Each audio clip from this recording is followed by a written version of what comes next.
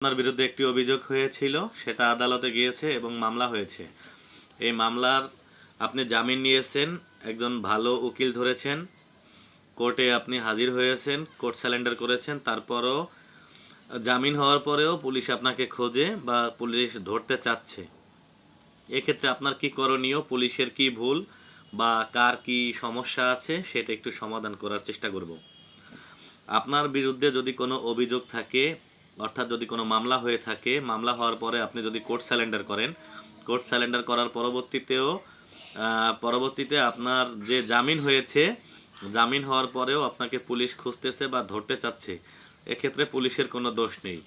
প্রথম কথা হচ্ছে এটা, দোষ নেই এই কারণেই যে আপনি জামিন হওয়ার পরে কোর্ট স্যালেন্ডার যখন করেছেন, তখন আপনাকে বিজ্ঞ আদালত আপনাকে জামিন দিয়েছে। জামিন দেওয়ার পরে জামিনের যে একটা কাগজ থাকে, নথি, ওই কাগজটা আপনি থানায় পৌঁছে দেওয়ার কথা আপনি থানায় সেটা পৌঁছে দেননি।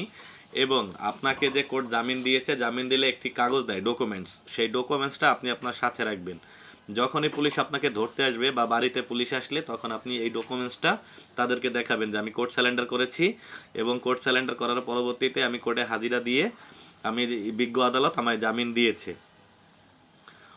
এটা হচ্ছে আপনার করণীয়। আর দ্বিতীয় কথা হচ্ছে, যদি পুলিশের কাছে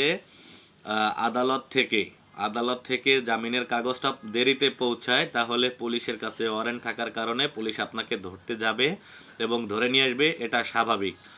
এক্ষেত্রে পুলিশের কোনো ভয় কিংবা দোষারোপ করা চলবে না, কারণ যতক্ষণ পর্যন্ত আপনার জামিনের কাগজ থানায় ভারপ্রাপ্ত কর্মকর্তার নিকট না পৌঁছাবে এবং ভারপ্রাপ্ত কর্মকর্তা আপনার যে ওয়ারেন্টের কাগজ যে সাব ইন্সপেক্টর বা এএসআইয়ের কাছে আছে তার হাত পর্যন্ত না পৌঁছাবে বা তার কাছে না এই সংবাদটা আসবে যে যেই ওয়ারেন্টটা আপনি খুঁজতেছেন, যে ওয়ারেন্টের আসামি খুঁজতেছেন, তার জামিন হয়েছে, সে কোর্ট স্যালেন্ডার করেছে, ততক্ষণ পর্যন্ত সে আপনাকে খুঁজবে এবং পেলে থানা হেফাজতে ধরে নিয়ে আসবে।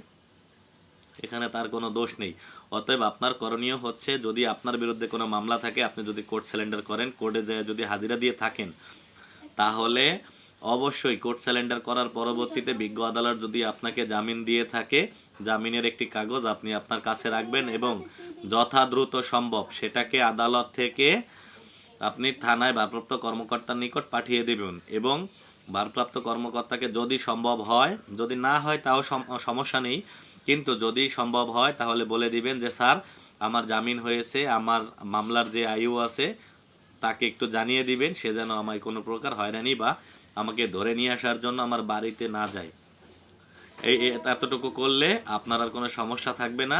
আশা করি এর পরবর্তীতে পুলিশ আপনাকে হয়রানিও করবে না।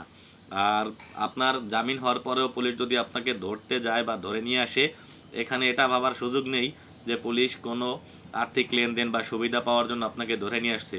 যতক্ষণ পর্যন্ত আপনার জামিনের কাগজ পুলিশের কাছে না পৌঁছাবে, থানার ভারপ্রাপ্ত কর্মকর্তা, মামলার আইউ তাদের কাছে না পৌঁছাবে, ততক্ষণ পর্যন্ত আপনি আসামি হিসেবেই থাকবেন এবং আপনাকে পেলে ধরে নিয়ে আসবে।